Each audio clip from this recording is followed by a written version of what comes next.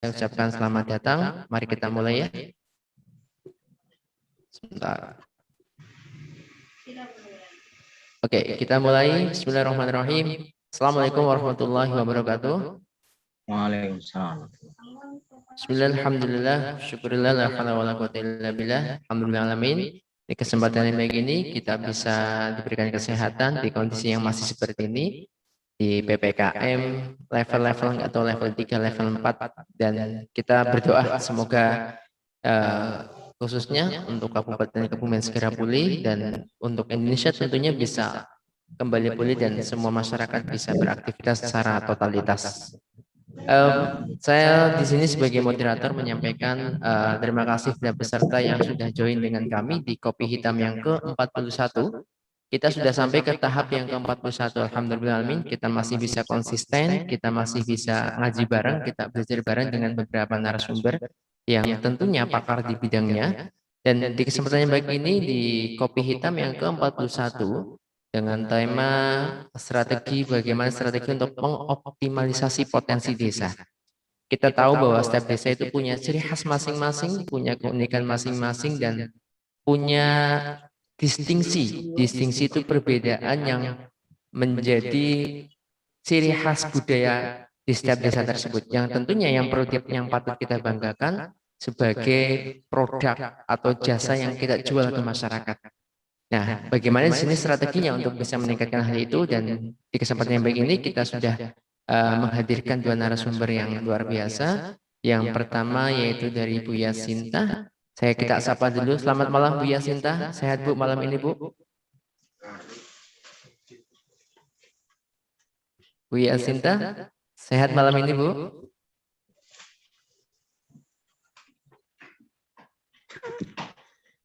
Selamat malam, Assalamualaikum Mas Undu. Alhamdulillah sehat. Mudah-mudahan Mas Undu dan semua teman-teman yang sehat.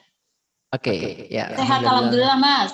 Ya, terima kasih Bu Yasinta ya yang sudah memberikan kesempatan ya, yang berkenan untuk mensedekahkan ilmunya kepada kami. Belum terdengar Mas? Ya, dengar suara saya Bu Sinta ya? Oke, ya. Ya, terima kasih Bu Yasinta yang sudah berkenan meluangkan waktunya untuk bisa bergabung dengan kami di Kopi Hitam yang ke-41 untuk bisa sharing, memberikan dan mensedekahkan ilmunya, semoga bermanfaat. Dan kita sapa dulu narasumber yang kedua. Selamat malam Bung Eri. Malam Bung. Bisa Malam. Oke. Malam Kang. Selamat malam Bu Yasinta. Ya, ini agak perlu loadingnya lah, makanya mungkin kecangkel di pohon ini sinyalnya Kang. Oke, ya terima kasih saya ucapkan kepada Bu Yasinta dan Bung Eri yang sudah meluangkan waktu. Dan malam hari ini tema kita yaitu bagaimana kita bisa mengoptimalisasi atau strategi mengoptimalisasi potensi desa. Kita tahu desa itu sudah saya sampaikan preambulnya di depan, kita benturkan dengan kondisi seperti ini di kala pandemi. Tentunya banyak terobosan-terobosan yang dilakukan oleh pemerintahan desa, dan tentunya dari dinas terkait bagaimana bisa desa itu bisa selalu menjadi desa pionir dimanapun dan kapanpun. Tanpa panjang lebar dari saya selaku host, kami persilahkan Pani Bu Yasinta ngilang lagi nih. Mungkin jaringan ini ya. Untuk bersingkat waktu, mungkin yang pertama ini tanpa mengurangi rasa hormat saya kepada Bu Yasinta, kami berikan dulu waktu dan tempat kepada narasumber yang kedua, Bung Eri, untuk menyampaikan bagaimana strategi mengoptimalisasi potensi desa. Dan nanti insya Allah saya kasih kesempatan untuk mempresentasi kurang lebih 10-15 menit. Ya, lebih juga oke, nggak masalah. Nanti insya Allah disambung oleh Bu Yasinta. Dan setelah itu kita akan diskusi bareng untuk memperdalam tema dan mungkin memperdalam potensi di desa masing-masing. Ini Bu Yasinta sudah hadir ya. Bu Yasinta, selamat malam. Tadi kok ngilang? Oke, mic-nya bisa dinyalakan Bu, mic-nya. Mic-nya nyalakan dulu. Oke. Tanpa mengurangi rasa hormat saya kepada Bung Eri, saya kasihkan yang pertama kepada Bu Yasinta dulu ya. Ngilang lagi nih Bung.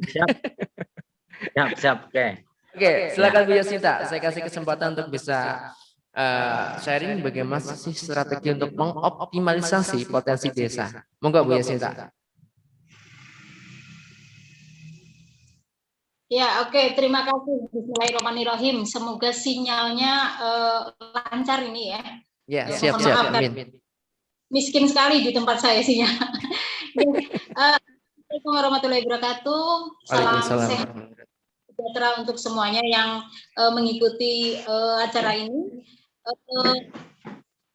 Baik, ini ingin saya manfaatkan utamanya lebih ke diskusi karena saya juga diundang oleh moderator yang luar biasa berrelasi atau bermitra juga dengan teman lama Mas Kades Eri dari Berenggang. Kami sebelumnya mungkin ada sedikit hal yang memang sebelum kita masuk strategi, kalau kita bilang strategi nampaknya seperti strategi perang sangar sekali ya. Saya lebih ingin mencoba untuk membuka ruang perenungan saja. Karena saya yakin di setiap desa sebetulnya baik dari pemerintah desa maupun masyarakat, saya yakin sebetulnya sudah bisa menemukanali meskipun mungkin belum secara tajam untuk bisa mengenali potensi desanya masing-masing. Akan tetapi sebelum itu tentunya kita mesti mengetahui apa sih potensi itu, karena terkadang kita sedikit bias dengan potensi-potensi yang ada di desa kita. Yang perlu kita ketahui bahwa sebetulnya potensi itu merupakan berbagai sumber daya alam dan sumber daya manusia yang dimiliki oleh desa yang dapat dikembangkan dan dikelola untuk kemanfaatan desa maupun masyarakat. Nah, di dalam pengertian tersebut kita sudah bisa ada menarik dua garis, yaitu potensi fisik dan potensi non fisik. Kita sebut tadi sumber daya alam dan sumber daya fisik, sumber daya manusia. Kenapa ingin saya tekankan itu? Karena saya ingin mencoba untuk membuat satu ruang terbuka sekali untuk teman-teman yang hadir yang ada pada forum ini. Mari kita coba memetakan sebetulnya potensi saya apa. Jangan-jangan sebetulnya saya punya banyak potensi namun belum kita sadari. Dengan sumber daya alam, ada tanah, ada iklim, ada air, ada peternakan, perikanan, pertanian, yang sebetulnya semua tentunya dimiliki oleh desa. Tanah, tidak mungkin tanah tidak dimiliki oleh desa, kita sendiri hidup di bumi. Nah, kemudian tetapi apakah kita sudah bisa mengoptimalkan tanah yang ada di desa sebagai satu potensi yang bisa menghasilkan? Seperti pekarangan, sawah itu tentu sudah dimanfaatkan, tetapi apa kabar dengan lahan-lahan kosong, lahan-lahan tidur yang tidak termanfaatkan? Ada bahan tambang, ada bahan mineral. Kemudian perlu saya sedikit bercerita karena saya ingin lebih banyak bercerita lah tentang pengalaman kami selama menemani dan mendampingi teman-teman. Ada salah satu desa di Karanganyar, di Kecamatan Karanganyar, di mana ada banyak sekali pekarangan-pekarangan kosong yang tidak dimanfaatkan. Pada tahun 2019, kami mencoba untuk menjadi teman diskusi di desa itu bersama dengan BUMDes untuk kita memetakan. Kebetulan di Karanganyar memang ada 3 desa yang merupakan kawasan anyaman pandan. Akan tetapi ternyata pengrajin anyaman pandan itu kesulitan dalam bahan baku pandan. Padahal kalau kita lihat atau kalau kita berdasarkan sharing dengan teman-teman di sana bahwa struktur tanah di daerah itu yang terbaik menghasilkan pandan yang memang memenuhi kualitas yang diharapkan oleh para pengrajin di sana. Tetapi kita agak sedikit bukan enggan, bukan hanya saja mungkin teman-teman yang memiliki pekarangan kosong itu hanya belum memiliki teman atau belum dirangkul untuk bisa memanfaatkan tanah mereka. Akhirnya pada tahun 2019 di sana terbentuk kelompok tani pandan yang harapannya nanti pemanfaatan tanah di pekarangan mereka bisa berbagi hasil dengan BUMDes karena BUMDes memberikan modal. Nah, hasil dari itu nanti akan dimanfaatkan oleh pengrajin-pengrajin lokal di situ. Ini kan merupakan satu rantai yang diciptakan di desa. berdasarkan potensi dan pemanfaatan tanah yang memang tidak termanfaatkan. Kemudian air, sumber air banyak lah. Saya kira ada banyak desa yang memiliki sumber air yang tidak pernah ada habisnya. Bukan hanya sekedar air yang ada sebagai konsumsi rumah tangga, tetapi sumber air yang dapat dimanfaatkan seluruh masyarakat. Bahkan baik lagi ketika kemudian bekerja sama dengan desa lain untuk bisa dimanfaatkan dengan masyarakat di desa lain. Kemudian iklim, kita bersyukur sekali hidup di Indonesia dengan iklim tropisnya. Hanya dengan curah hujan yang cukup, iklim yang mencukupi juga untuk pertanian dan perkebunan. Berikutnya apa? Musim. Kita hanya mengenal 2 musim, musim hujan dan musim kemarau. Itu sangat ramah untuk pertanian dan perkebunan. Kemudian ada potensi lain selain sumber daya alam tadi yang sangat berpengaruh dan saya rasa ini menjadi satu justru kunci, yaitu potensi non fisik masyarakat. Masyarakat, bagaimana masyarakat yang dimiliki oleh desa tersebut, baik itu karakter, habitnya, jumlah penduduknya, kemudian bagaimana nilai-nilai yang ada di masyarakat, baik nilai kesetiakawanan, gotong royong, itu merupakan satu potensi tersendiri. Kemudian tentunya ada lembaga desa yang membantu merupakan jembatan antara pemerintah desa dengan masyarakat berdasarkan tugas fungsinya. Ada LKMD, ada PKK, ada Posyandu, ada Pokdaris, banyak sekali lembaga desa yang sudah terbentuk di masing-masing desa. Sudahkah kita mengoptimalkan lembaga-lembaga desa itu, atau apakah itu baru sebatas selembar kertas yang melegalkan lembaga-lembaga tersebut? Kemudian tentunya lembaga-lembaga ketika sudah dibentuk juga harapannya dapat melaksanakan tugas fungsinya, memiliki satu program yang jelas, kemudian mau bekerja keras, mau bekerja sama dengan pemerintah desa dan tentunya masyarakat yang menjadi tugas fungsinya. Satu lagi yang menentukan adalah dan kunci adalah aparatur pemerintah desa. Pemerintah desa tentu ada kepala desa, ada perangkatnya. Kepala desa menjadi satu satu harapan tersendiri dari masyarakat untuk bisa membawa desa mau ke arah mana sih, mau mengoptimalkan potensi seperti apa sih. Coba mungkin Mas Eri juga akan bisa berbagi. Sejak saya sudah mengenal Mas Eri dari sejak dari Karang Taruna sampai dia bisa mengembangkan pasar pereng, kemudian sekarang menjadi kepala desa. Beliau adalah konseptor yang baik, mudah-mudahan diikuti dengan eksekutor yang baik. Nah, di mana kepemimpinan, karakter kepemimpinan menjadi sangat penting juga, menjadi kunci di dalam pengoptimalan desa, potensi desa, memberikan teladan kepada masyarakat, menggerakkan, mampukah pemimpin menggerakkan masyarakat, memberikan penguatan kepada masyarakat, terbuka pada aspirasi masyarakat, kemudian saran, masukan, terus kemudian membuka komunikasi yang baik dan sehat. Ini juga menjadi salah satu hal yang tampaknya sepele, tetapi itu sangat sangat berpengaruh pada pengembangan potensi di desa. Kemudian bagaimana seorang pemimpin itu mendorong keberdayaan masyarakatnya, ini yang penting, karena ujung dari pengembangan potensi selain profit itu juga benefit. Kemudian masyarakat menjadi mau berperan aktif dalam pembangunan desa maupun pembangunan masyarakat. Nah, nanti monggo Mas Eri akan bisa sharing lah lebih banyak karena sudah terimplementasikan.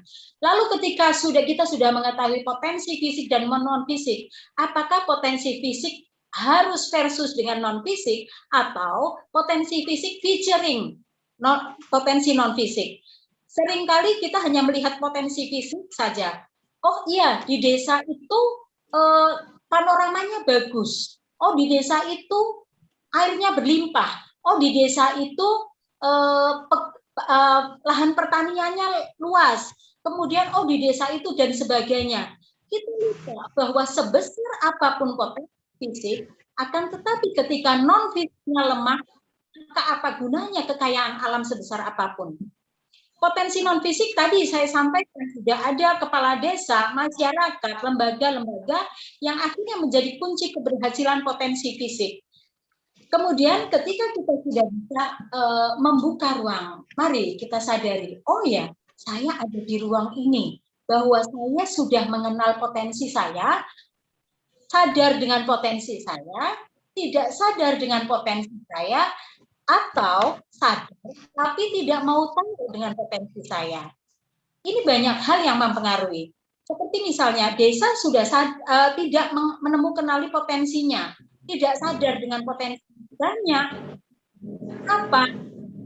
Kadang melihat sesuatu dalam diri kita itu biasa. Oh, saya punya telinga, saya punya hidung, saya punya mulut.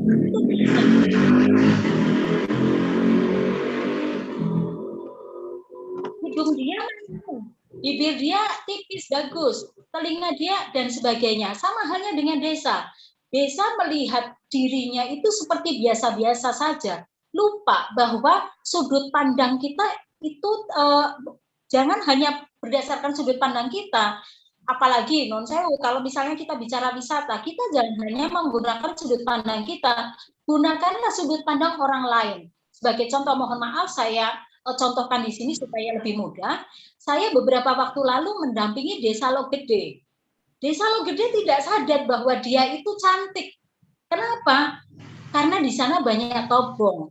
Tobong untuk orang Desa Logede hanya merupakan tempat untuk mengolah genteng. Menjadi merupakan satu bentuk proses pembuatan genteng. Hanya itu saja. Tetapi dia lupa. Ketika orang lain masuk ke Logede, orang melihat tobong itu apa? Kemudian ingin tahu apa yang dilakukan di dalamnya. Nah, ini kan sebetulnya potensi. Hal-hal yang biasa untuk kita di desa, itu merupakan hal yang luar biasa untuk orang di luar desa. Kemudian potensi itu tadi ketika kita tidak sadar. Bagaimana ketika kita sadar dan tidak mau tahu? Perlu kita ketahui. Iya, meskipun tidak semua, biasanya potensi itu merupakan sesuatu yang tersedia berlimpah. Contoh, ada papringan ya, istilah orang kebun itu papringan. Pring itu kan banyak sekali, mungkin orang juga melihat itu hanya tempat untuk dodok ketika belum ada jamban. Tetapi kemudian juga kita bisa melihat bahwa sebetulnya di papringan itu banyak potensi. Kalau saya masuk ke papringan itu yang pertama adalah eman-eman ya, nggak dimanfaatkan. Ini bambu untuk apa? Kemudian yang kedua, iup ya, nyaman sekali untuk kita ngobrol-ngobrol ketika itu dibersihkan, kemudian tidak berbau atau seperti apa. Itu perkebunan bambu. Bagaimana dengan sampah? Sampah yang nampaknya masalah, tetapi ketika itu tersedia berlimpah dan tidak terkelola, itu bisa menjadi berkah. Banyak teman-teman di desa yang sudah mengelola sampah. Hanya memang untuk memulai itu menjadikan potensi ataupun masalah yang berpotensi yang potensial untuk menjadi potensi memang butuh satu yang pertama keinginan kuat, bangun ya. Saya bisa manfaatkan untuk apa? Mari kita duduk bersama, berembuk, bukan hanya dengan warga masyarakat. Kita mungkin juga butuh teman-teman dari luar desa kita untuk sharing. Kita saling mengunjungi untuk bisa saling mengkomparasikan. Hal-hal seperti itu yang nampaknya seringkali utamanya yang menghambat adalah keengganan, kemalasan. Sungai, sudah adanya sungai dari saya lahir seperti itu, tetapi lupa bahwa sungai itu bisa kita manfaatkan. Seperti contohnya salah satu desa di Bali, yang tadinya sungainya kumuh, dia ada di perkotaan, di perkampungan kumuh. Kemudian sekarang saya lupa namanya, tetapi saya sudah baca, itu inspiratif sekali. Ada sekelompok orang dibantu dengan beberapa LSM dari luar, mereka menciptakan satu sungai yang bersih yang dapat digunakan airnya oleh masyarakat dengan aman untuk konsumsi sehari-hari, dan dimanfaatkan untuk wisata, kemudian teman-teman dari UKM bisa memanfaatkan juga untuk menghasilkan pendapatan. Yang berikutnya, ketika teman-teman kemudian menyadari potensinya, seringkali ada hal yang kemudian membatasi diri, yaitu sikap membandingkan diri. Apakah tidak boleh membandingkan diri? Boleh saja. Jadi melihat kesuksesan desa lain itu silau, kadang kita silau. Atau kemudian bahasanya begini, seringkali saya ngobrol dengan teman-teman, iya Bu, di sana kan sudah jadi. Loh, sebelum mereka jadi sebetulnya mereka juga berproses. Apakah sulit atau tidak? Maka ketika hadir di suatu desa, kemudian ingin belajar, jangan dilihat kesuksesannya. Tanyakanlah bagaimana proses untuk menjadi sukses. Bagaimana proses itu perlu kesabaran yang luar biasa. Bagaimana kesuksesan itu butuh pengorbanan yang luar biasa. Mungkin ada banyak konflik di dalamnya pada awal mula pembentukan. Itu yang harus dipelajari. Jadi jangan hanya melihat kesuksesan seseorang hanya sebagai satu pembanding yang saya tidak bisa menjangkau itu. Tetapi jadikanlah kesuksesan orang lain untuk memotivasi diri kita. Ya, saya memiliki potensi yang sama, cuma masalahnya tinggal apakah saya bisa mereplikasi. Tapi ingat, ketika kita mereplikasi, kita juga perlu inovasi sehingga tidak akan menjadi desa peniru. Kenapa boleh jadi peniru?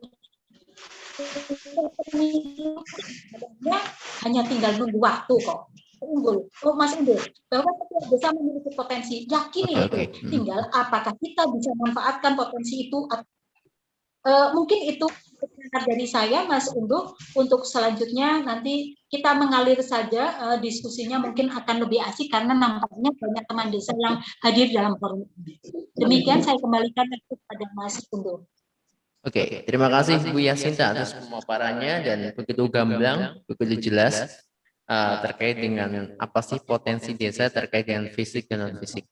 Kita sambung dengan narasumber yang kedua, nanti akan kita berikan kesempatan kepada peserta untuk bisa bertanya langsung dengan kedua narasumber. Saya ulang lagi, peserta nanti bisa bertanya langsung dan cukup chat ke kami, nanti akan kami berikan kesempatan untuk bertanya langsung dengan kedua narasumber. Untuk mempersingkat waktu, silakan Bung Eri untuk bisa memaparkan bagaimana strateginya untuk bisa mengoptimalkan potensi desa yang ada. Silakan Bung.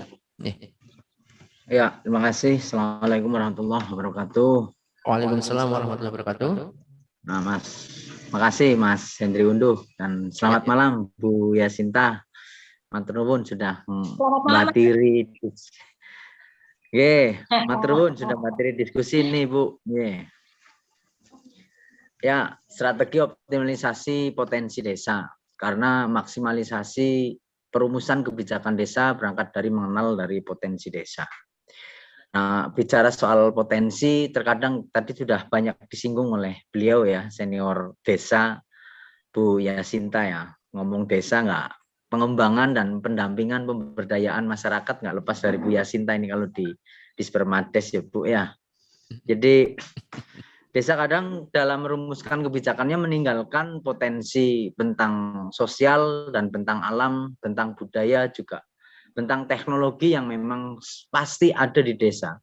Saya sering sampaikan ke diskusi bareng dengan perangkat desa tentang bagaimana kemudian mencoba memunculkan potensi desa. Karena dengan teman-teman paguyuban Kades juga saya sampaikan, saya pastikan tidak ada desa yang tidak potensial gitu ya, atau hipotensial, sudah hipotensial gitu, itu nggak ada. Semua desa pasti potensial, tinggal bagaimana kemudian faktor dari kepemimpinan di desanya itu mampu membaca dan menggali kemampuan penggaliannya tentang potensi di desanya. Saya merujuk bagaimana kemudian membaca potensi tadi kalau disinggung Bu Yas tentang sumber daya alam sama sumber daya manusia atau sumber daya potensi sosialnya dari tentang non alam gitu ya, tadi dari Bu Yasinta disampaikan. Jadi kita bisa memahami tentang potensi bentang alam, bentang sosial, bentang budaya, bentang teknologi.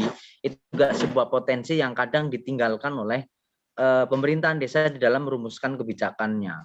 Saya sendiri dalam menjalankan penggalian kebijakan-kebijakan di setiap tahunnya, karena berbasis perencanaan ini juga berbasis potensi dari 43 RT, 10 RW. Desa Grenggeng ini kita terbagi dalam 5 dusun. Di setiap dusunnya punya potensi pengembangannya masing-masing. Jadi itu juga kita masukkan dalam RPJMDes, yang kemudian untuk maksimalisasi pemberdayaannya kita juga melibatkan lembaga desa termasuk BUMDes di dalamnya. Dan memang kebijakannya hari ini kita coba lebih sesuaikan, karena kapasitas seorang pemimpin juga memiliki peranan besar. Ada 3 instrumen yang kemudian harus dimiliki oleh seorang pemimpin di dalam menata desanya. Saya lihat demikian. Pertama, soal kapasitas birokrasi, bagaimana pemerintahan desanya dan perangkat desanya termasuk kepala desanya, terus kapasitas kepemimpinan, kemudian yang terakhir adalah pengembangan kapasitas sosial masyarakat desanya. Bukan berarti pemerintahan desa memegang kewenangan penuh bagaimana desa tersebut bisa lebih maksimal dalam mengembangkan potensinya. Tapi ada peranan kapasitas sosial masyarakat, termasuk tadi disinggung soal lahan yang tidak produktif milik masyarakat, aset masyarakat, yang bisa dikonsolidasikan menjadi sebuah potensi yang kemudian melahirkan sebuah kebijakan bersama dengan pemerintahan desa. Itu juga sebuah kapasitas sosial yang kadang ditinggalkan atau tidak dikembangkan. Kalau di sambutannya Bu Sri Mulyani belakangan, apa sih yang membedakan antara negara maju dengan negara berkembang? Makannya sama, masyarakatnya sama, rutinitasnya sama. Yang membedakan adalah bagaimana kemudian sebuah negara maju itu memanfaatkan aset yang ada untuk menghasilkan uang.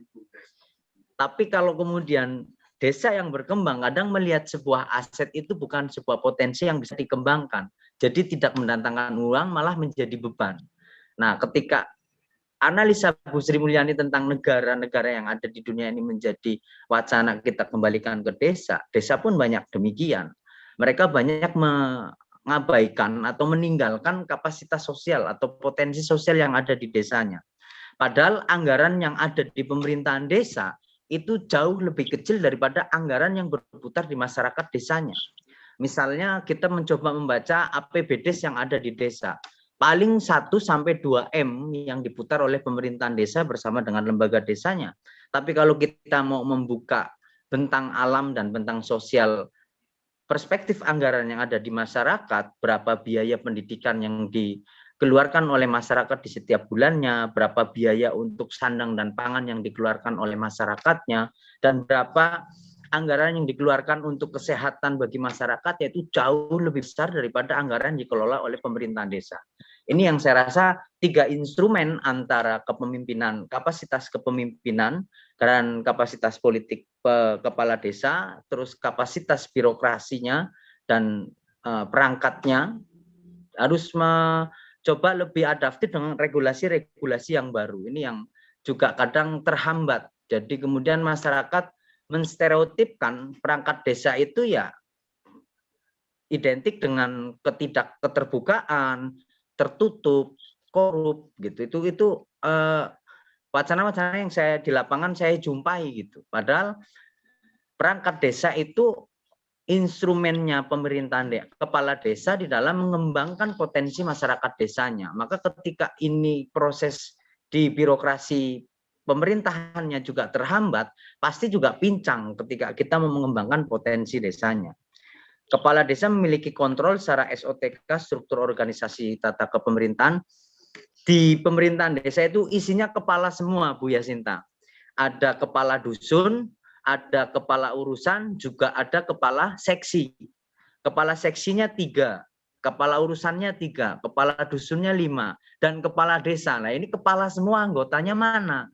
Nah, maka kemudian ketika kita tidak bisa mengembangkan kapasitas sosial, instrumen seperti lembaga desa, badan usaha, ketua RT, ibu-ibu PKK, kader kesehatan tidak dilibatkan dalam kebijakan desa, ya ini yang kemudian menjadi pincang pengembangan potensi yang ada di desa. Termasuk kapasitas kepemimpinan yang wajib dimiliki bagi seorang pemerintahan desa. Di kepala desa itu kapasitas regulatif, percepatan untuk memahami regulasi-regulasi yang muncul dan baru, apalagi ini dengan adanya PPKM hampir setiap minggu regulasi itu baru, kepala desa wajib update saya rasa. Terus kemudian kapasitas ekstraktif, bagaimana membaca potensi masyarakatnya, birokrasinya secara ekstra, bisa menghasilkan kinerja membantu kebijakan-kebijakan yang sudah ditetapkan. Jadi kapasitas ekstraktif ini kapasitas seorang kepala desa untuk menerjemahkan kebijakannya supaya kemudian bisa lebih cepat terrealisasi di desa. Terus kapasitas distributif. Kapasitas distributif ini kemampuan seorang pemimpin untuk membaca bagaimana mendistribusikan birokrasinya, menempatkan birokrasinya, lembaga desanya supaya kemudian bisa membantu di kebijakan yang sudah ditetapkan itu membantu dalam hal apa. Ini kapasitas distributif. Bahkan masyarakat biasa pun bisa kita libatkan untuk merealisasikan percepatan kebijakan yang sudah kita tetapkan. Terus kemudian kapasitas responsif, bagaimana seorang pemimpin merespon kebijakan-kebijakan dan percepatan perubahan realitas sosial yang terkadang memang butuh respon yang cepat untuk bisa disesuaikan dengan kebutuhan masyarakat desanya. Misal di tahun ini saya mengalokasikan 200 juta untuk sarana prasarana olahraga. Tapi setelah membaca regulasi yang baru, bagaimana penetapan PPKM minimal 8% itu butuh penanganan dan anggaran yang tidak sedikit, kemudian kita refocusing. Jadi perubahan ini tidak semata-mata berangkat dari keinginan dari pemerintahan desanya saja, kemudian dimusyawarahkan, tapi melihat dari bagaimana regulasi yang berkembang dan ada. PPKM 8% ini muncul di semester 1 dan realisasi pengembangan kebutuhannya malah di semester 2 dengan menyebarnya virus varian Delta dari COVID-19. Itu kemudian banyak merubah kebijakan yang harus direfocusing. Jadi 200 juta kita masukkan ke alokasi PPKM. Nah, saya rasa ini tanpa kapasitas responsif yang dimiliki seorang pemimpin juga ini akan sangat sulit. Jadi 5 kapasitas yang wajib dimiliki oleh seorang pemimpin, kapasitas regulasi, kapasitas ekstraktif, kapasitas distributif, kapasitas responsif, dan kapasitas jaringan yang terakhir. Jaringan kemudian menjadi solusi kita untuk mencoba merealisasikan kebijakan-kebijakan supradesa yang memang tidak bisa direalisasikan dari anggaran desa atau kapasitas jaringan yang bisa kita kerjasamakan dengan lembaga desa. Demikian mungkin untuk awal mendiskusikan tentang optimalisasi potensi desa dalam penyusunan strategi pemerintahan desa. Mas Hendri Undu. Ya, terima kasih Bung Eri dan Bu Yasinta atas pemaparannya luar biasa dan saya kira ini begitu menarik ya kalau kita bahas tentang strategi optimalisasi potensi desa di kala PPKM seperti ini. Tentunya ada sebagian anggaran yang refocusing untuk persentase alokasi-alokasi terkait dengan penanganan COVID atau mungkin terkait untuk hal-hal yang berkaitan dengan PPKM.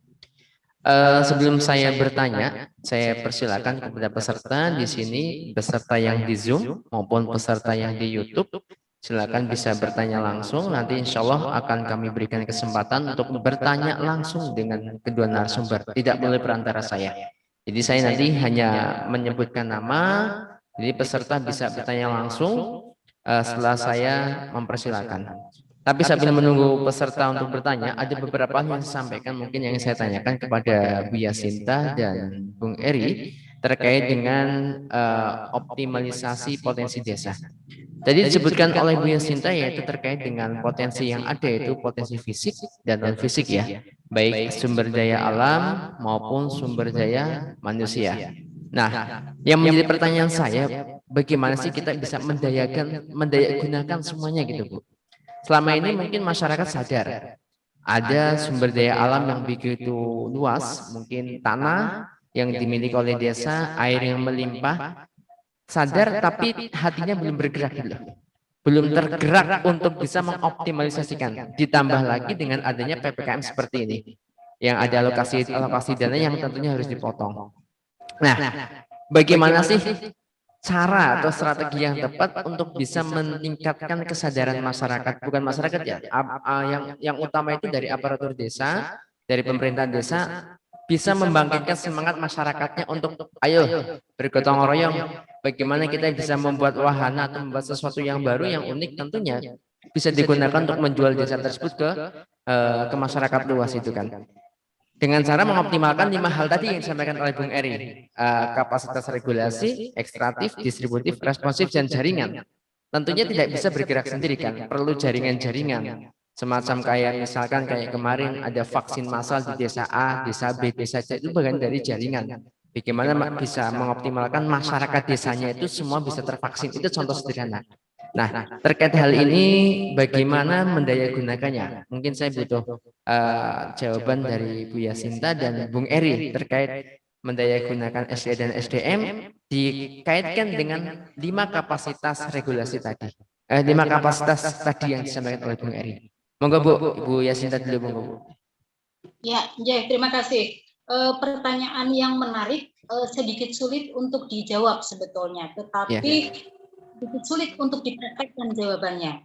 Karena di sini tadi disampaikan bahwa mungkin tidak secara penuh mutlak kewenangan dari pemerintah desa, tetapi pemerintah desa adalah sopir, driver di kendaraan besar yang namanya desa itu. Akan dibawa kemana? Itu pemerintah desa, karena dia memiliki apa? Dia memiliki kewenangan regulasi, dia memiliki kewenangan anggaran, dia memiliki kewenangan-kewenangan yang tidak dimiliki oleh masyarakat, yang semestinya memang secara ideal mestinya dimanfaatkan. Nah, dimanfaatkannya tentu untuk masyarakat juga.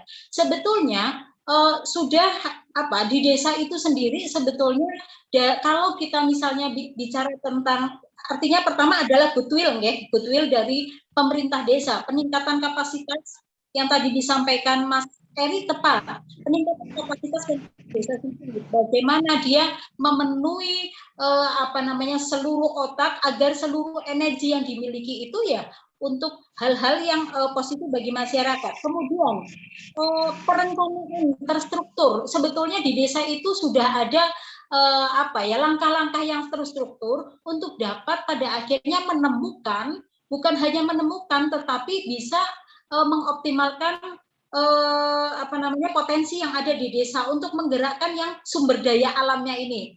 Bisa kita lihat sekarang ini, kebetulan pada bulan-bulan ini sedang perencanaan desa, Mas Unduh, Musrenbangdes sedang dilaksanakan seluruh desa di Kabupaten Kebumen.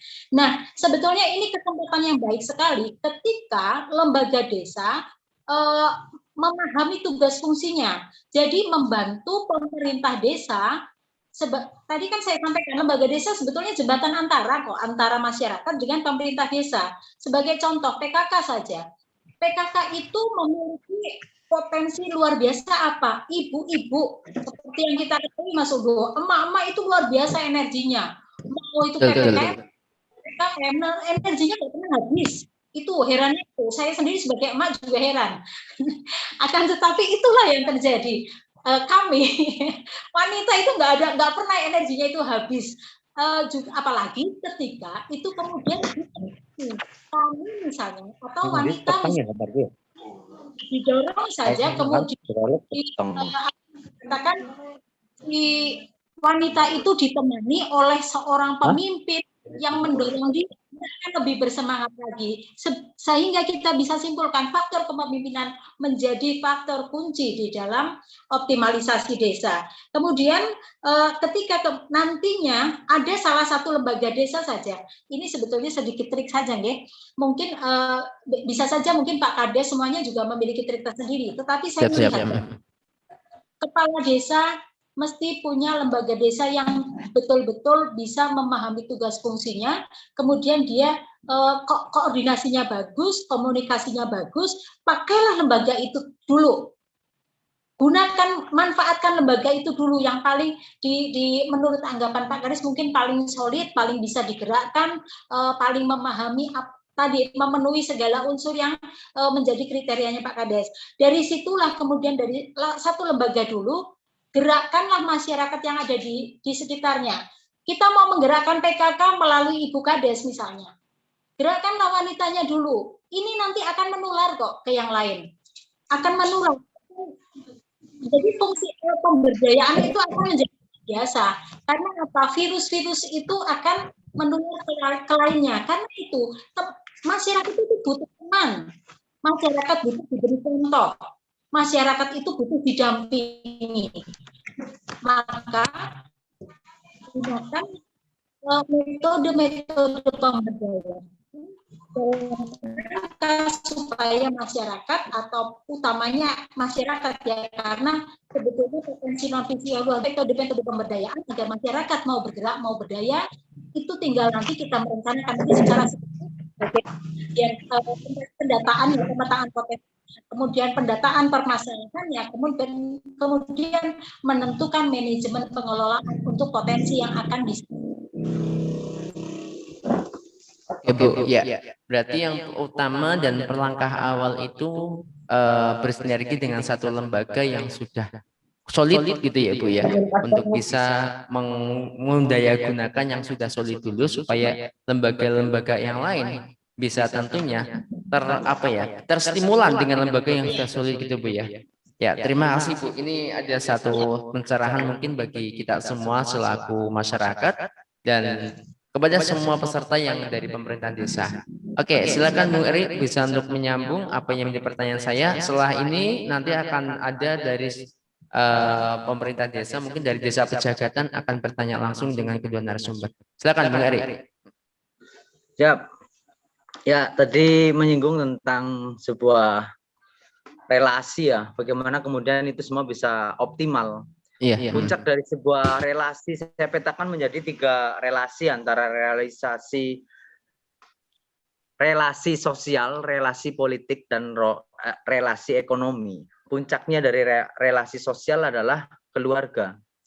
Kemudian puncaknya dari relasi ekonomi adalah kerjasama. Dan yang terakhir, puncak dari sebuah relasi politik adalah musyawarah. Jadi antara kerjasama, keluarga, dan musyawarah ini kemudian akan menjadi kunci atau password kebijakan desa bisa berjalan dengan memaksimalkan potensi kapasitas sosial tadi. Jadi kapasitas sosial tadi bukan 5, yang 5 itu kapasitas kepemimpinan Mas Hendri. Oh gitu ya. Nah, 5 itu kalau masyarakat diajak untuk responsif dan memahami betul tentang regulasi yang hadir, wah ini terlalu repot pemerintahan desa dan perangkatnya untuk mempresentasikan. Itu kapasitas seorang pemimpin yang memang harus dimiliki, ada 5 tadi, termasuk peka, responsif, distributif, ekstraktif, dan regulatif. Yang terakhir adalah jaringan. Itu kapasitas seorang pemimpin untuk memahami skema instrumen dari pembuatan sebuah kebijakan. Karena kebijakan publik di desa, negara, atau daerah adalah kebijakan politik yang asasnya memang melalui musyawarah, maka kemudian relasi ini akan menjadi sebuah instrumen. Jadi puncak dari relasi sosial adalah keluarga. Jadi kita bisa menganggap baik lembaga desanya, masyarakatnya adalah sebuah keluarga.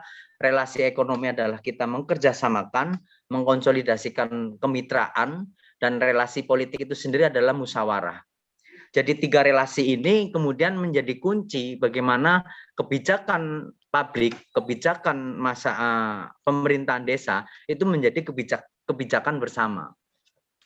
Untuk mencoba mengembangkan kemandirian desa dengan 3 instrumen tadi, instrumennya adalah kapasitas kepemimpinan dan politik, kapasitas birokrasi dan proses, yang terakhir adalah kapasitas sosial. Nah, 2 kapasitas ini, antara kapasitas kepemimpinan dan kapasitas birokrasi, ini juga menjadi kunci mengembangkan kapasitas sosial. Jadi kapasitas sosial ini kemudian akan memiliki peranan yang tepat.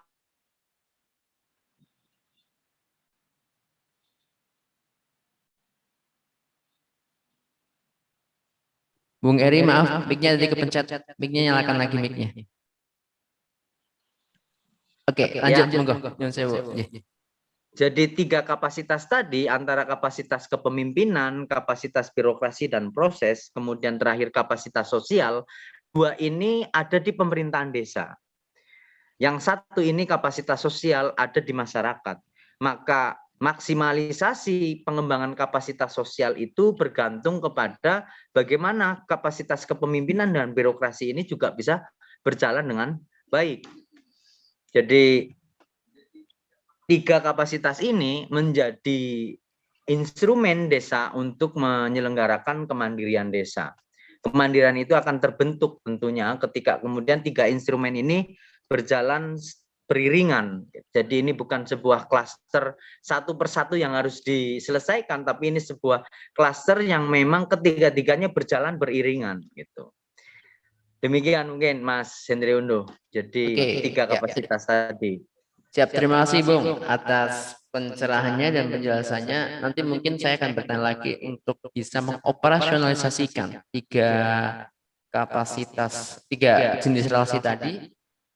Seperti kasus contoh ini nggak tahu ini masuk kategori mana ya. Beberapa bulan yang lalu kan kita dihebohkan oleh media sosial di sebuah desa itu mengirimkan beras untuk warganya yang ada di luar kota yang terkena dampak pandemi. Itu kan sungguh luar biasa. Ini viral yang bagus menurut saya ini kan. Iya, jadi desa ikut memikirkan warganya yang ada di perantauan, tentunya sebaliknya. Warga yang di perantauan juga memikirkan desanya untuk kemajuan desanya. Ini enggak, ini mungkin masuk ke kategori enggak tahu ini kategori ekonomi, sosial politik atau jaringan. Sosial ya. Kapasitas sosial. Nah, ini nanti mungkin bisa dioperasionalkan di masing-masing bagaimana sih bentuk-bentuknya dan supaya setiap desa itu bisa mengoptimalkan ketiga jenis relasi tadi. Nanti insya Allah ya. Oke, sebelum saya panjang lebar, ini ada penanya dari peserta yaitu dari Desa Pejagatan. Beliau Mbak Novi, kalau nggak salah sekdes atau ini ya, Bu Carik ya. Silakan. Kalau nggak salah ya, karena sempat komunikasi sejuta mungkin ya. Monggo kami persilakan pada Bu Novi, bisa dinyalakan mic-nya. Ya, terima kasih Mas Henry. Apakah suara saya terdengar dengan jelas? Ya, dengar jelas Bu Novi. Monggo Bu. Ya, selamat malam Ibu Yasinta. Selamat malam Mas Eri.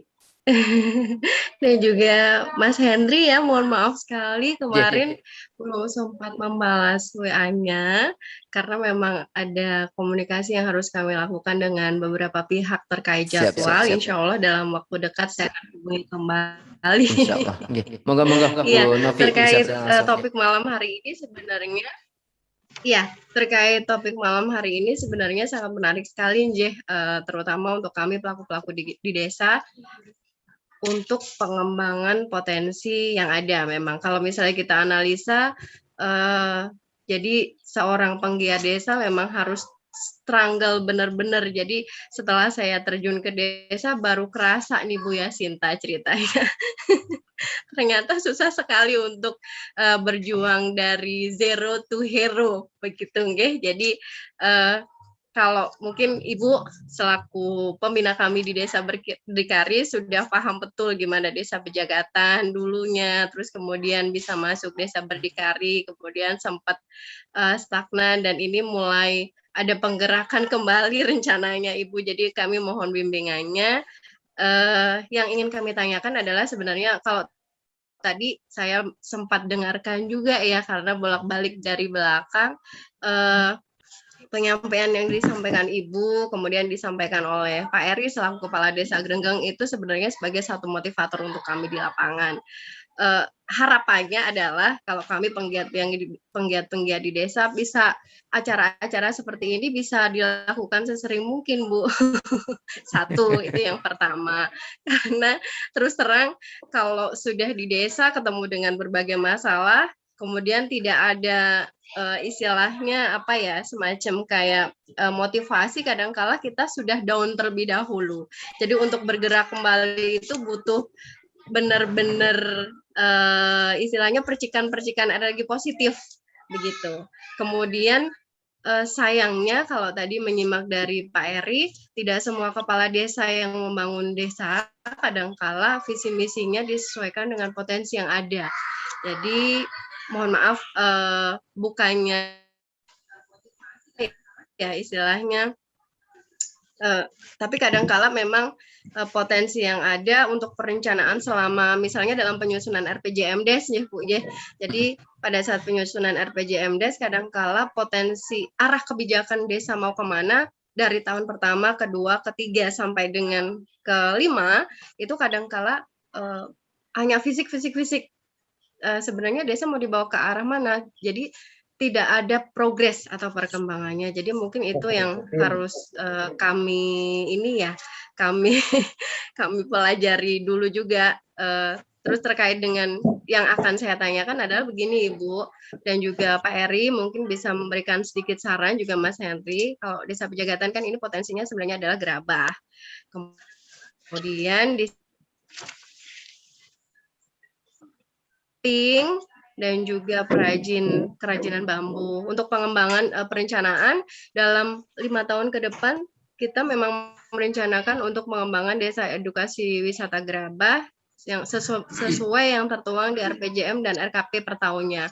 Untuk 2 tahun ini dari setelah Kades baru kita sudah membangun Tugu Gerabah, Sanggar Belajar Gerabah. Kemudian proses selanjutnya adalah pengaktifan Pokdarwis. Nah, dalam waktu dekat seperti yang kemarin saya sudah mau konsultasikan dengan Mas Henry dan Ibu, ada penggerakan anak-anak muda supaya lebih produktif lagi terkait penggerakan gerabah itu sendiri.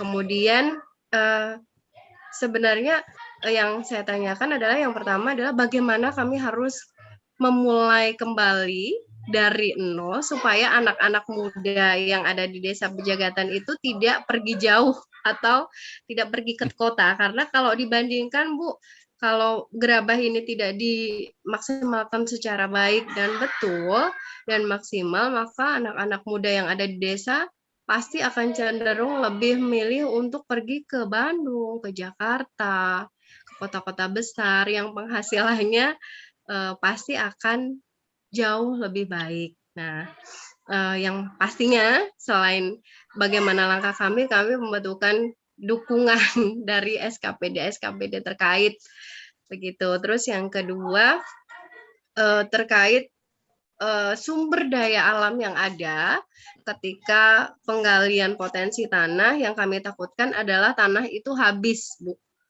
Jadi kami harus bekerja sama dengan SKPD atau OPD manakah untuk mengkonsultasikan terkait ketersediaan bahan baku yang ada. Kalau tanah kan setiap hari diambil gitu ya, padahal itu misalnya kita sediakan dari bengkok kepala desa dari tahun ke tahun, dari dulunya sampai dengan sekarang kan semakin lama semakin habis ya Bu ya. Mungkin Ibu dan juga Pak Eri serta Mas Henry bisa memberikan solusi ketika sumber daya alam kami habis.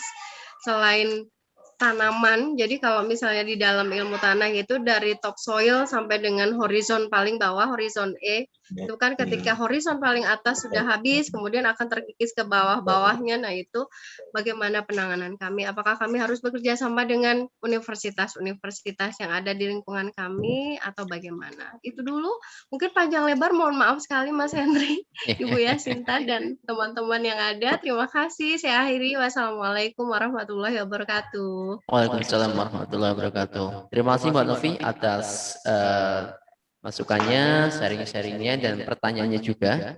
Solusi dari saya yaitu cuma 2. Yang pertama bertanya pada Bu Yasinta, yang kedua sama Bung Eri. Itu solusi dari saya. Coba itu solusinya dari saya. Ya. Silakan Bu Yasinta sama Bung Eri, ini siapa dulu nih? Kita santai, kita relax biar kita bisa mengoptimalkan. Itu solusi dari saya. Bung Eri atau Bu Yasinta nih? Monggo.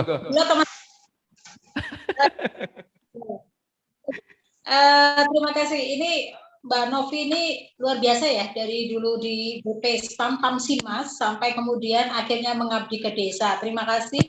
Kalau saya melihat Mbak Novi, artinya itu merupakan representasi pemerintah desa yang memiliki keinginan kuat untuk mengoptimalkan potensinya, karena dalam hal ini Mbak Novi selaku sekretaris desa. Kalau tadi bicara bagaimana sih memulai kembali rencana yang kemarin mungkin sudah agak semangatnya itu agak surut, barangkali kemudian banyak rencana-rencana yang terpending, batal atau hilang sama sekali.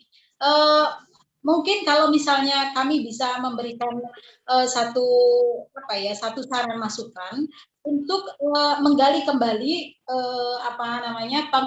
ini yang mau diarahkan kerajinan gerabah ya. Kerajinan gerabah tadi Mas Hendrik? Iya, gerabah. Nah, kerajinan gerabah begini. Sebetulnya memang kerajinan gerabah beberapa waktu lalu menjadi salah satu yang kami bantu sebagai binaannya sebagai BUMDes Berdikari, Mas Hendri. Di mana memang pada waktu lalu saja sekitar tahun 2017 keluhannya sudah sama, bahwa di sana tanah hampir habis. Jadi memang ini potensi alam ketika kemudian tidak ada upaya untuk pelestarian, barangkali mungkin ada kebijakan regulasi di tingkat desa yang yang memungkinkan untuk dibuat agar tanah-tanah tersebut tidak rusak sama sekali. Misalnya penggalian tanah sekian senti, kemudian nanti berpindah, jangan sampai terlalu dalam sehingga kemudian pada akhirnya tanah tersebut juga tidak dapat digunakan lagi, baik itu untuk pertanian maupun untuk kerajinannya. Nah, ini yang memang belum banyak dipikirkan oleh desa, Pejagatan, karena Pejagatan itu tipe gerabahnya itu tanahnya menarik ya. Dia gerabahnya itu gerabah hitam, bukan gerabah merah. Mungkin pengaruh tanahnya ya. Nah, monggo Mbak Novi mungkin dahulu ke Dinas Lingkungan Hidup, di mana barangkali di sana memungkinkan ada semacam saran apa yang harus dilakukan desa sebagai upaya pelestarian untuk tanah. Kemudian lagi itu yang pertama, pastikan dulu lembaga pengelolanya itu siapa. Terkadang saling melempar, apakah BUMDes ataukah kelompok pengrajin. Ini dipastikan dulu, atau bisa saja kedua-duanya saling bermitra. Nah, apakah kemudian kelompok pengrajinnya sudah ada? Dari kelompok pengrajin itu nanti kita bisa menemukan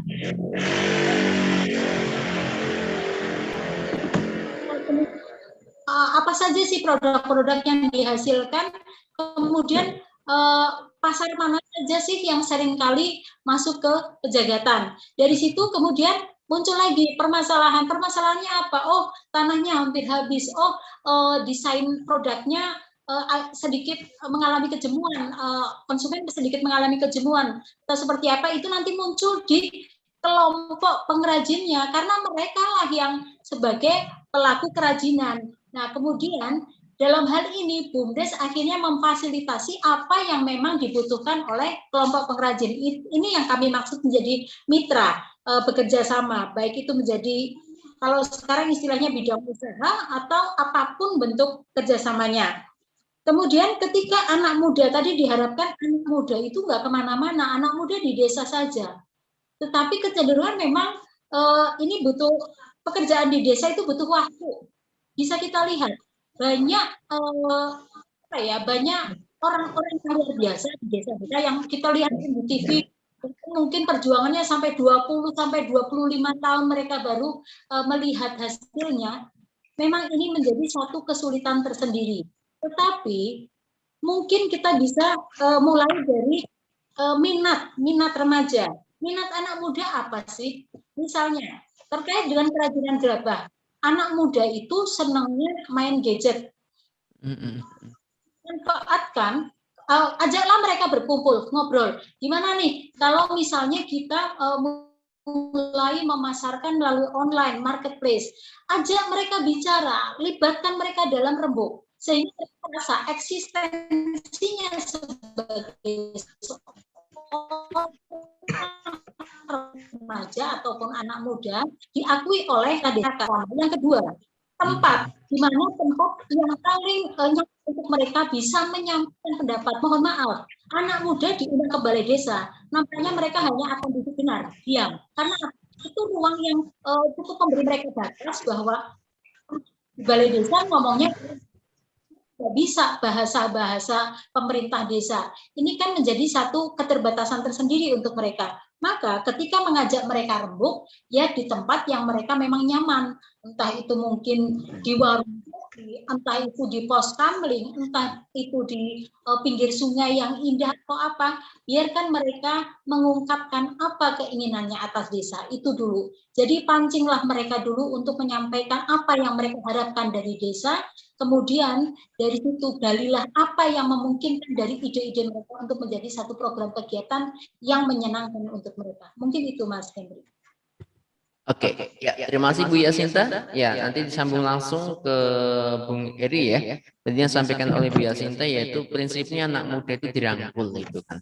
Dengan potensi yang ada di anak muda, jadikanlah potensi yang ada dalam diri anak muda itu sebagai potensi tambahan untuk di desa tersebut itu kan. Intinya itu nanti bisa dikembangkan kembali ya Bu Novi ya. Ngaten nggih. Oke, silakan Bung Eri terkait dengan pertanyaan Bu Novi tadi.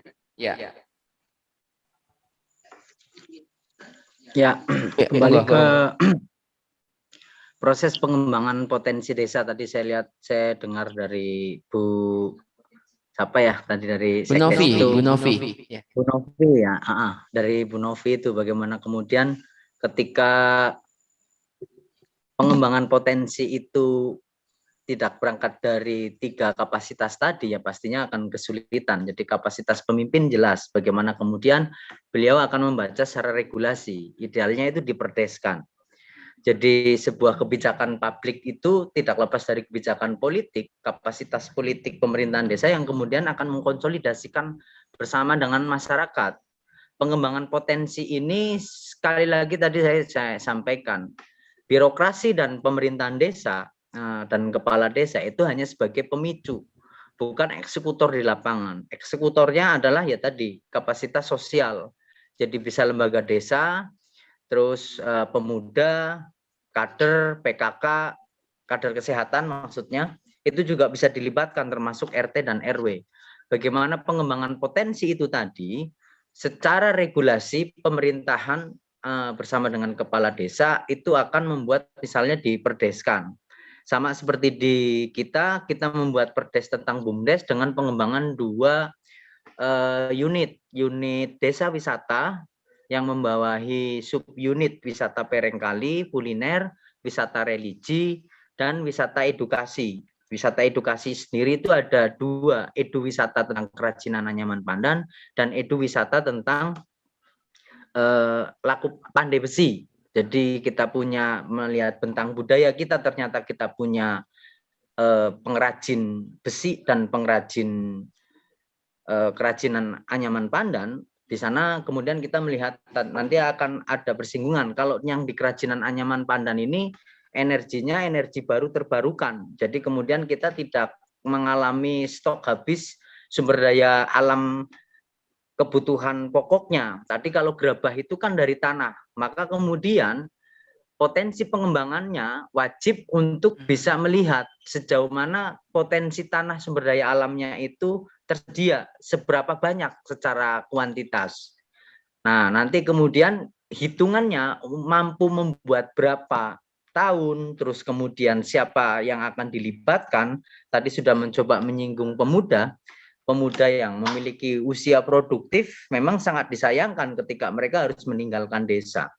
Karena masa depan dunia hari ini ya ada di desa, ketika kemudian pemerintahan desanya dengan kebijakannya mampu mengakomodir. Sangat manusiawi ketika kemudian pemuda itu lebih memilih merantau di usia produktifnya untuk menjadi seorang buruh pabrik atau buruh karyawan di ibu kota sana, karena memang tidak ada hal yang menjanjikan di desa. Seperti pengembangan di tempat kami tentang edu wisata, tadi ada edu wisata pertanian, yang jelas itu menjadi sumber daya alam energi baru terbarukan. Ketika kemudian hari ini kita melihat ketergantungan petani, tadi kalau mungkin sana potensi pembacanya di pengrajin, harus terhitung secara kuantitas. Jumlah pengrajin gerabah itu ada berapa, terus kemudian kelemahannya apa. Tadi sudah disinggung oleh Bu Yasinta ya. Bagaimana kemudian mengembangkan, membaca potensi, peluang, ancamannya, dan kekuatannya ada di mana.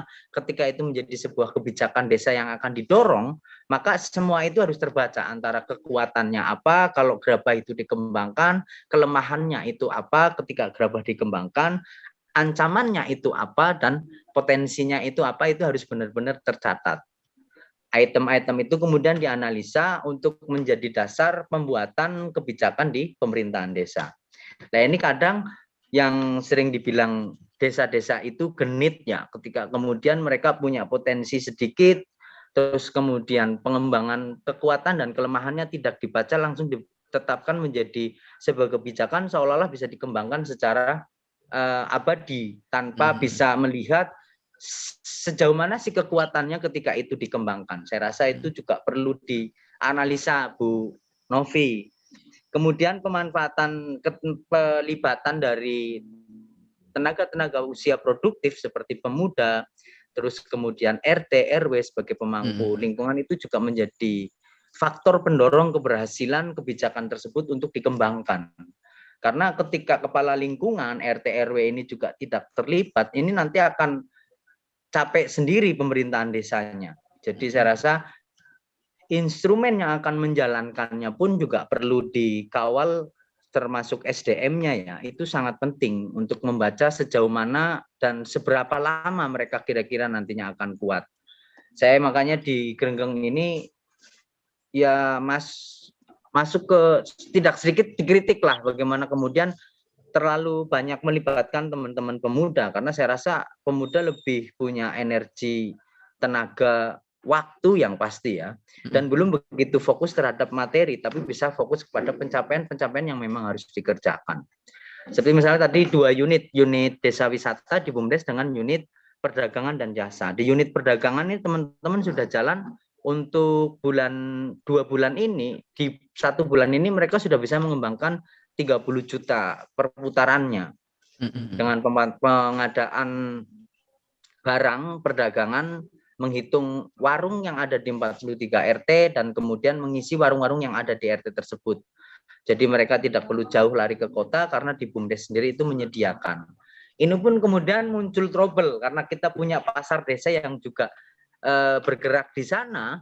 Itu juga menjadi kendala karena mereka juga siap menjual barang-barang itu, BUMDes juga muncul. Padahal konsep kita jangan sampai BUMDes itu mengakuisisi usaha yang sudah berjalan di masyarakat. Tapi kemudian kontrolnya kemudian ketemunya ya kalau di pasar itu memang waktu produktifnya hanya jam 6 sampai jam 10 dan mereka lebih kita dorong untuk memasarkan potensi pasar alam yang memang berangkat dari alam desa kita sendiri, dan BUMDes lebih kepada waktu yang lebih panjang demikian. Lebih kepada pelayanan terhadap warung juga sih. Itu mungkin untuk awal ya saya memberikan masukannya. Pertama kemudian di Perdes Desa Wisata itu ditetapkan kira-kira berapa penyertaan modal, berapa tahun, terus kemudian pembacaan cash flow-nya masuknya juga berapa itu perlu dihitung. Soal wisata edukasi dengan pembuatan itu juga hari ini cukup menarik. Dan ketika kita komunikasikan ke dinas, di dinas pendidikan juga itu bisa masuk ke muatan lokal. Maka potensi pasarnya kan kemudian muncul peserta didik anak-anak sekolah dasar di SD dan SMP itu bisa ditawarkan untuk melakukan kunjungan dan mengetahui dari hulu hilirnya bagaimana pembuatan gerabah. Terus teman-teman pemudanya dengan sosial medianya bisa mengaktifkan marketplace untuk kemudian menjadi wisata edukasi. Jadi di proses pembuatannya dan di hasil pembuatannya. Jadi ada 2 ketika tadi mengaktifkan pengembangan gerabah ya. Karena serupa dengan anyaman pandan di tempat kita. Anyaman pandan bisa menjadi berapa produk, terus penganyamnya berapa, penanam pohon pandannya berapa, pengepulnya ada berapa, dan produksinya ada berapa, itu di BUMDesma 5 desa di 2 kecamatan bersama Bu Yasinta itu juga dikembangkan. Jadi kalau kita punya BUMDesma dan BUMDes itu di 2 konsen yang berbeda. Demikian mungkin Pak Hendri. Untuk Oke, mengawali ya. dari saya jawaban sementara tadi kan cukup mengembang ya nanti ya. Cukup mengembang, ya, cukup Ya, mendalam apa yang demikian. dibuatkan Bu Yasinta sama Bung Eri. Jadi intinya perlu analisis SWOT nanti Bu Novi Ya, itu betul, kan biar betul, nanti betul. ada sustainable. Sustainable itu berkelanjutan, tidak sebatas booming di depan, tapi Ya. ibaratnya nyun sewu karabitan hanya booming di depan akhirnya mati. Jadi perlunya ada analisis SWOT tentang kekuatannya, weakness, kelemahan, keuntungan dan treatmentnya, ada tantangan juga ke depan seperti apa. Itu mungkin perlu dibikin main map-nya atau peta konsepnya supaya nanti bisa berkembang. Itu mungkin yang dipaparkan oleh Bu Yasinta sama Bung Eri. Saya hanya sedikit menyimpulkan. Oke, silakan untuk Bu Novi. Mungkin sementara itu dulu Bu Novi. Nanti kalau ada pertanyaan-pertanyaan berkembang, kalau masih ada waktu, insya Allah bisa kami persilakan untuk bisa bertanya kembali untuk memperdalam lagi ya. Ya, ya. Oke, saya kira cukup ya. Ya, terima kasih Bu Novi. Ya, untuk ini sami-sami Bu Novi. Untuk penanya berikutnya yaitu dari Mas Novanda. Kita sapa dulu Mas Novanda. Selamat malam Mas Novanda. Sehat Mas malam ini? Halo, Mas Unduh dari Sehat malam ini NHSC. Mas Novanda. Selamat malam. Alhamdulillah Ya, sehat Mas kabar baik, Novanda ya. alhamdulillah. Baik semuanya, keluarga sehat semuanya ya Mas Novanda ya. Ya, alhamdulillah. Oke, ya Mas Novanda, monggo Mas Novanda, kami persilakan untuk Oke, bisa terima bertanya langsung kasih. kepada dua Alhamdulillah narasumber yang luar biasa. kesempatannya. Monggo. Halo Oke. Bu Yasinta, halo juga Pak Kades Muda Idola. Terima kasih. Kebetulan saya bareng juga sama Bu Yasinta di pemberdayaan masyarakat, Mas Unduh, berkaitan dengan gerak BUMDes, gerak berdikari juga. Selama ini ketika melakukan pemetaan, jadi sering diajak Bu Yasinta keliling desa. Selain itu juga dari kampusnya saya tuh sering ngadain pengabdian masyarakat terkait juga dengan potensi desa di desa-desa di Kebumen. Nah, kebetulan kalau kampus saya di Banyumas, ketika membandingin Kabupaten Banyumas sama Kebumen, ternyata tuh di sini tuh terjadi perbedaan yang luar biasa. Ketika saya di Banyumas untuk mencari komunitas, asosiasi, perkumpulan berkaitan dengan pengembangan desa di Banyumas itu susahnya minta ampun. Tapi yang jadi pertanyaan, kenapa Banyumas lebih maju terkait dengan pemberdayaannya? Nah, beda kalau di Kebumen nih, ketika mencari asosiasi, perkumpulan, itu semuanya ada semua, Mas. Dan itu komplit dari segi potensi, dari segi pemberdayaannya juga, ada asosiasi Pok Darwis, Berdikari, HPI, pokoknya banyak lengkap. Dan itu juga dapat pelatihan juga dari dinas-dinas atau OPD terkait. Nah, ternyata ketika masuk lebih dalam di sini adalah kecenderungan masyarakat Kebumen di pedesaan yang kadang ini kalau secara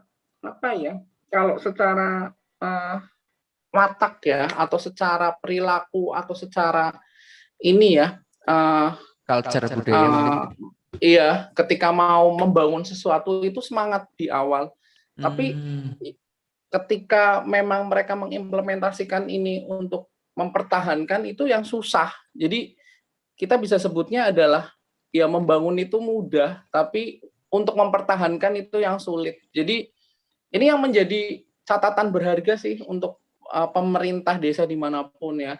Tapi beberapa desa di Kebumen itu bisa dibilang itu nggak nguyaih ya, kayak desa Grenggeng, terus ada desa Jatimulyo, Petanahan, terus desanya Bukades, Aan itu kalau nggak salah namanya Kebonsari apa ya, itu memang memiliki sosok figur kepala desa yang luar biasa. Jadi di sini peran kepala desa tuh dalam menggerakkan desa itu ternyata tuh luar biasa, Mas Unduhnya. Jadi banyak desa-desa yang belum memiliki figur kepala desa yang bisa mengaktifkan potensi yang ada di desanya. Jadi ada banyak desa tuh anak-anaknya muda tuh udah membangun sesuatu, tapi terkadang ada konflik internal dengan PMDS-nya, sehingga menghambat perkembangan mereka ketika mau membangun gitu. Akhirnya pemuda-pemuda desa itu memilih, udahlah daripada nang desa dewek orang di inventaris atau apa, ya mereka memilih jauh ke hal yang lebih menguntungkan, atau ibaratnya tuh ya konsen ke hal yang lebih baik seperti itu. Itu sih kalau catatan di Kebumen seperti itu. Jadi sebenarnya secara komunitas tuh udah kuat banget, Mas Unduh, di sini. Cuma yang jadi kendala terkadang adalah di desa itu belum ada, jarang ditemukan sosok yang benar-benar full ke uripku ke nggo desa gitu loh, kepala desa yang seperti itu. Ketika kami menemui ya yang dilihat ya ada kepala desa, tapi dari 449 desa di Kebumen nggak semuanya kayak gitu. Cuma di Titeni paling ya cuma desa-desa itu aja yang memang ini. Jadi kadang-kadang tuh konsentrasi perpolitikan di desa itu belum memunculkan figur kepala desa yang kayaknya benar-benar ngabdi nggo masyarakat. Itu susah luar biasa kayak gitu.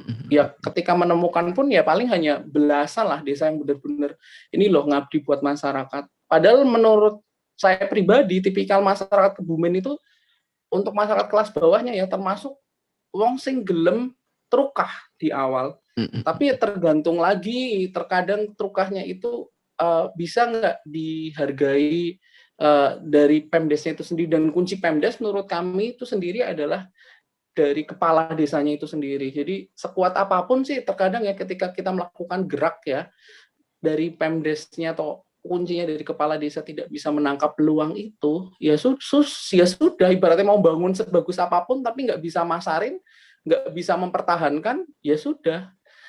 Kalau Bu Yasinta bilang ya udah hanya jadi monumen mangkrak. Dan di Kebumen itu banyak banget. Jadi bangun wisata awal, udah ini paling cuma setahun, habis itu ditinggal sama perintisnya, ya udah jadi mangkrak. Dan itu terjadi banyak sekali di wilayah Jawa Tengah, utamanya di Kebumen.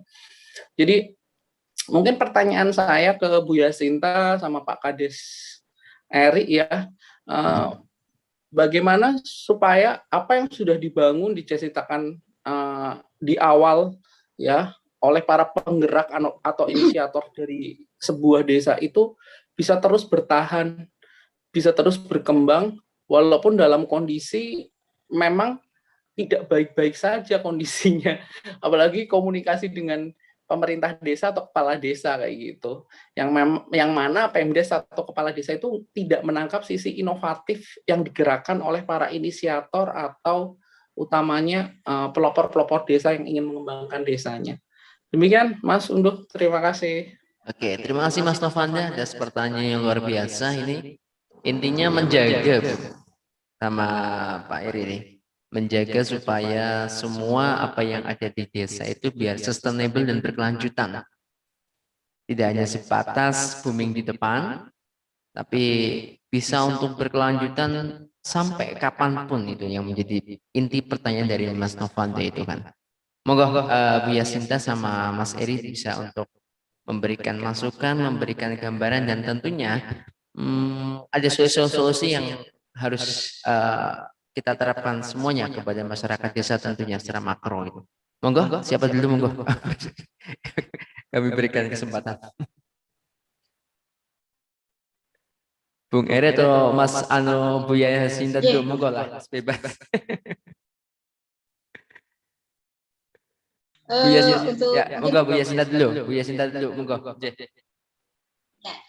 Ya, menjawab, tapi mungkin nanti ada.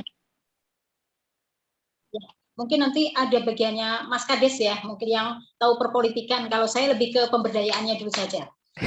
Yang pertama terkait keberlanjutan. Memang karena juga terkadang apa yang kita bangun satu basicnya program. Jadi memiliki itu belum muncul. Jangankan memiliki, mereka butuh saja, mungkin bisa saja butuh, bisa juga tidak. Nah, ini kan berarti bergantung pada perencanaan awal dari suatu program atau kegiatan. Apakah memang betul program kegiatan tersebut basicnya kebutuhan?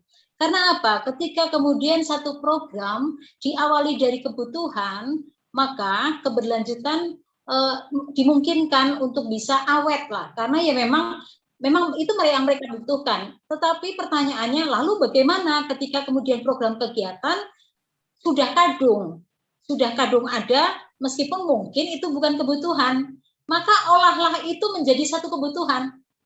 Contoh, lagi-lagi saya ke Logede karena cukup concern saya di sana terkait dengan penggerakan emak-emak itu ya, di mana mungkin awalnya itu dimulai dari meniru. Tadi yang saya bilang meniru. Akan tetapi ada yang membedakan. Basic mereka adalah membuat berdasar untuk sumbernya dari swadaya murni, swadaya masyarakat, baik itu membangun kebunnya maupun kemudian dalam pengelolaannya. Nah, kemudian pada suatu saat ketika kami berkumpul berembuk bersama dengan ibu-ibu yang menjadi dampingan kami, disitulah muncul kami jenuh, kami bosan. Lalu mau sampai kapan kami harus merawat? Nah, jadi permasalahan yang akhirnya karena itu tidak menghasilkan untuk mereka secara finansial, tentu ini membuat mereka harus merelakan waktu, mereka harus merelakan tenaga, tetapi tidak mendapat apapun dari apa yang mereka kerjakan. Tentu ini menjadi permasalahan. Ya, kebutuhan manusia kendil jangan sampai jomplang kan gitu. Nah, maka kemudian dari situlah pemikiran kami kemudian mencoba mengarahkan, mencoba memberikan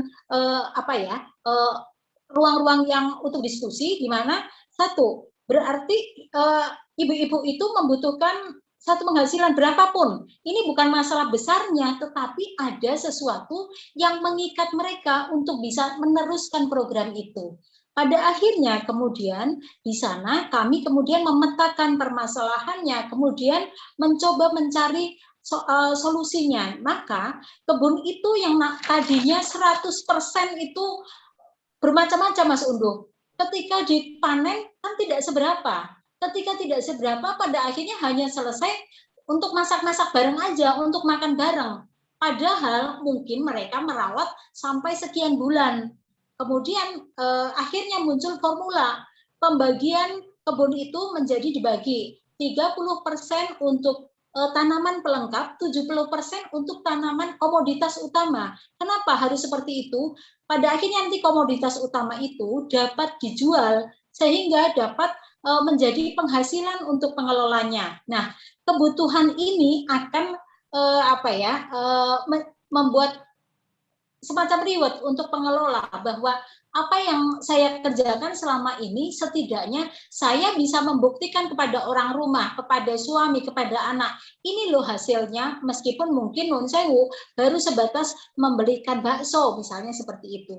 Tetapi ini kan berawal dari bahwa saya diapresiasi kerja saya, bahwa apa yang saya kerjakan ini nantinya akan menghasilkan untuk saya. Bukan masalah besar, tetapi itu memberikan satu memberikan satu bentuk harga diri untuk yang bersangkutan di hadapan masyarakat ataupun keluarganya. Mungkin itu, Mas, salah satu trik untuk bisa program ini dapat berkelanjutan, dikembalikan lagi kepada kebutuhannya. Ya, oke. Ya, untuk persingkat waktu silakan disambung langsung oleh Bung Eri. Monggo Bung Eri. Oke, izin ini mungkin saya memberikan sebuah tulisan, kelihatan apa enggak ya? Ya, jadi sebuah kapasitas tadi 3 kapasitas kembali lagi ke sini. Kapasitas kepemimpinan dan politik, kapasitas birokrasi dan kapasitas sosial. Ya. 2 kapasitas ini ada di pemerintahan desa.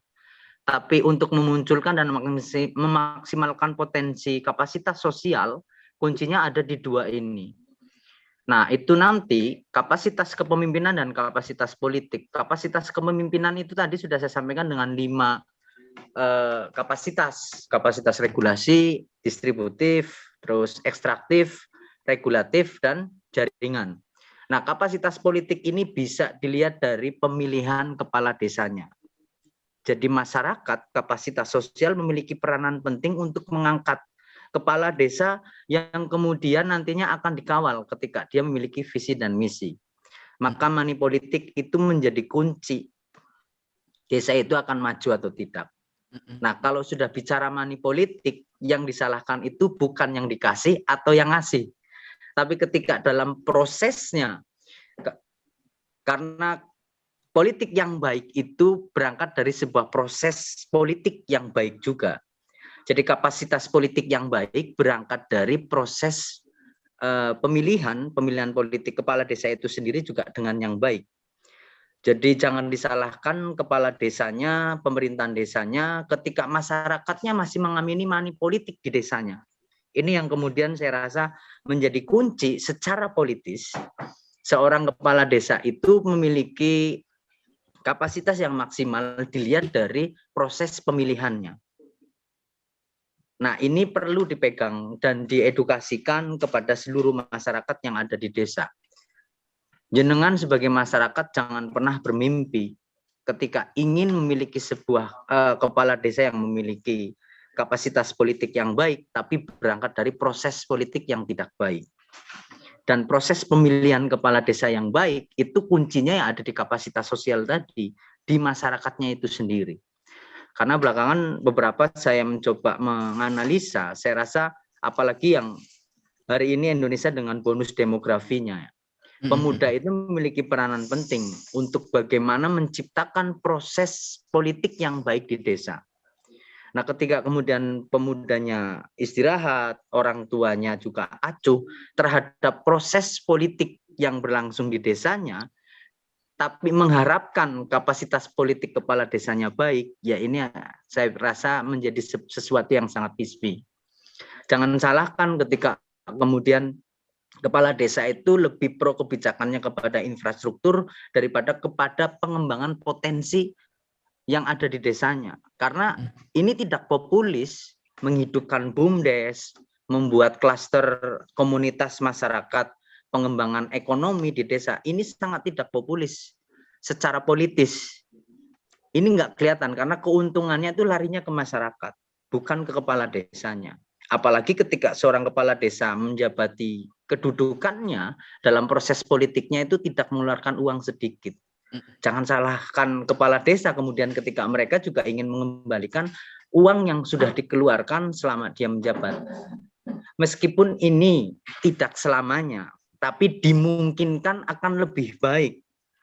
Jadi kemungkinan baiknya itu lebih besar ketika proses politiknya itu juga baik. Tapi ketika sebuah proses politik di pilkadesnya itu lagi-lagi money politik yang menjadi penentu, yo jangan berharap berharap besar masyarakat untuk bisa kepala desanya dengan kebijakan-kebijakannya akan mengembangkan potensi yang ada di desanya. Pasti lagi-lagi infrastruktur yang diprioritaskan. Saya pertama menjabat, saya kumpulkan 43 RT dan 10 RW, termasuk di birokrasi perangkat desa saya sampaikan. Kalau bicara desa ini saya analogikan sebuah rumah. Rumah itu dalam membangun secara fisik tidak ada habisnya. Mulai dari serambi, ruang tamu, kamar, kebutuhan perlengkapan rumah tangga, terus kemudian dapurnya, itu kalau punya uang untuk menghabiskan pelarian ke fisiknya, itu nggak ada habisnya. Sama seperti desa. Kalau bicaranya kebutuhannya infrastruktur fisik, ya hanya habis pakai kemudian anggaran yang dialokasikan. Padahal di setiap rumah itu alokasi anggaran terbesar ketika sebuah keluarga itu punya anak, paling besar itu ada di sandang, pangan, dan pendidikan. Itu bisa dipastikan. Setiap rumah, bahkan wong tuane orang yang maneman mengeluarkan atau menjual asetnya untuk membiayai anaknya sekolah. Sama seperti desa. Kalau dalam perspektif APBN itu sudah dipresentasikan minimal 20% anggaran APBN dialokasikan untuk pendidikan. Wajar masyarakat hari ini kurang terdidik dalam perspektif regulasi kebijakan APBDes-nya karena alokasi untuk mendidik masyarakatnya di APBDes itu kadang nggak sampai 20%. 90% pemanfaatan pasti ke infrastruktur fisik. Dan itu berangkat dari kapasitas politik dan kepemimpinan kepala desanya yang memang mengamini. Karena ini lebih populis ketika saya membangun di RW 1 sampai RW 10 secara fisik itu lebih terlihat daripada melakukan kebijakan pendidikan, kebijakan anggaran berbasis pendidikan, mendidik masyarakatnya itu nggak kelihatan. Dan secara populis, secara publish itu yang nggak terlihat. Jadi di akhir periode apa sih hasilnya? Sama bagi kepala desa sebenarnya dilematis. Mengembangkan sebuah BUMDes ini sama saja ngingu macan, Mas. Yang nanti ketika besar itu bisa makan kepala desanya sendiri. Ini tidak populis dan ini tanpa keberanian dan ketegasan dari seorang pimpinan di desa, ya tidak berani mengeluarkan kebijakan tersebut karena si malakama nanti di ujung periodisasinya. Tapi buat saya, dengan ikhtiar saya dan proses politik saya yang berlangsung di desa, saya merasa nggak tersandera karena memang saya nggak mengeluarkan banyak uang untuk melakukan proses politik keberlangsungan pemilihan saya. Jadi kalau jenengan secara mudahnya ingin melihat sejauh mana kapasitas desa 6 tahun ke depan, dilihat di proses politiknya. Dan itu bisa diminimalisir tidak hanya di calon pemilih, calon kepala desanya, perangkat desanya, tapi masyarakat yang memegang peranan penuh di dalamnya. Demikian Mas Hendri. Oke, ya. Terima kasih Bung Eri dan Bu Yasinta atas pemaparan malam hari ini yang luar biasa. Dan gimana Mas Novanda? Saya yakin masih asik ya, tapi karena lagi-lagi waktu Mas Novanda. Sudah, ya. Oke. Terima kasih. Ya, semoga lain waktu kita bisa ketemu lagi ya, kopi darat atau mungkin di kesempatan yang baik yang akan datang kita bisa sharing-sharing kembali.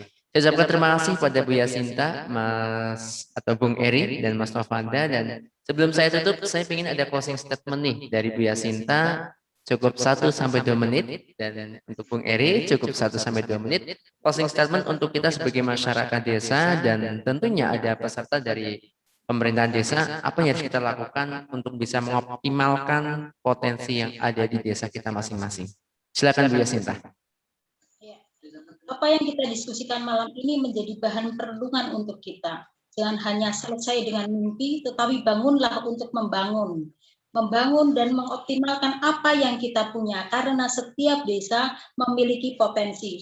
Mungkin butuh banyak energi untuk berproses, maka bersabarlah, butuh pengorbanan, maka jalanilah itu bersama-sama dari pemerintah desa, lembaga desa, maupun seluruh masyarakat dalam sikap kebersamaan dan gotong royong. Ingatlah, dalam setiap kesulitan pasti ada kemudahan, dalam setiap masalah ada berkah, dan setiap potensi bisa terjadi rezeki.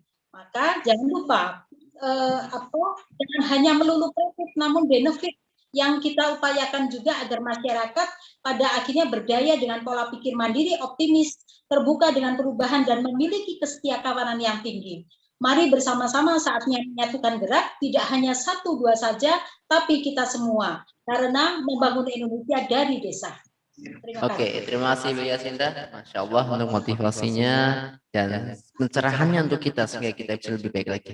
Silakan Bung Eri, closing statement untuk semua peserta di kesempatan pagi ini, baik di YouTube maupun via Zoom. Monggo. Undang-Undang tentang Desa Nomor 6 Tahun 2014 mengamanatkan kepada masyarakat desa tidak hanya sebatas mewacanakan cita-cita, tapi menjanjikan kepada masyarakat desa untuk melakukan pengembangan terhadap desanya. Keterlibatan masyarakat dalam undang-undang tersebut terredaksi dengan jelas. Jadi kesadaran untuk membangun desa bukan hanya dari birokrasinya, tapi ada keterlibatan masyarakat, peranan masyarakat yang menjadi penting di dalam membangun desanya. Proses itu kemudian bisa terrealisasi ketika instrumen kepemimpinannya, perangkat desanya, dan sosialnya itu bisa terbangun dengan baik. Buat perangkat desa yang memang kurang maksimal dalam mengembangkan perannya sebagai instrumen atau perangkat dari pemerintahan desa itu sendiri, kepala desa adalah yang menjadi penegas bagaimana perangkat bisa bekerja dengan baik. Karena perangkat kepala desa memiliki wewenang untuk mengistirahatkan atau melanjutkan perangkatnya, bukan memberhentikan. Ketika memang dilihat secara kapasitas sumber daya manusianya itu kurang bisa maksimal. Ada tawaran dari regulasi dalam Permendagri melalui mutasi atau kemudian melalui pendidikan dan pelatihan supaya kemudian perangkat desa sebagai instrumen membangun desa itu bisa bekerja secara maksimal. Dan itu tanpa penegasan seorang pemimpin, hal itu juga tidak akan terrealisasi.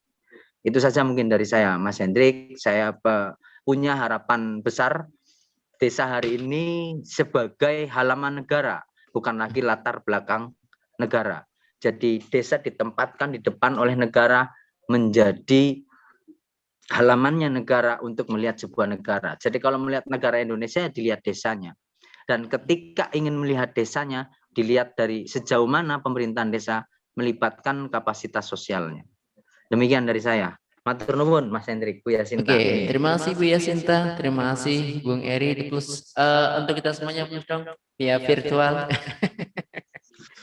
Oke, saya selaku host terima kasih sekali di kesempatan yang baik ini sudah Bu Yasinta, Bung Eri dan peserta sudah hadir di kesempatan yang baik ini di YouTube maupun di Zoom.